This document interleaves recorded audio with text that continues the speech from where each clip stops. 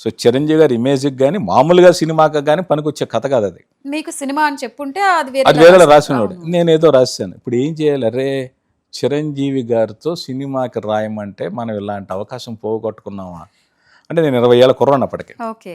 బాపినెడ్డి గారు సరే నువ్వు నా దగ్గర ఉండని చెప్పేసి ఆయనకు సినిమా ఆఫీస్ ఉండేది కోడంబాకం పోస్ట్ ఆఫీస్ రోడ్లో. ఆఫీస్లో అకామిడేషన్ ఇచ్చారు. ఆయనతో పాటు సినిమా షూటింగ్, కృష్ణరాజు గారితో సినిమా జరుగుతుండేది, ఆ షూటింగ్ వెళ్తుండేవాడిని. ఆయనతో పాటు ప్రివ్యూలకు వెళ్తుండేవాడిని. ఆయన నేను చిన్నపిల్లవాడిని అన్న ఒక కొడుకులా ఎలా చూస్తారో అంత బాగా చూసుకున్నాడు ఆయన.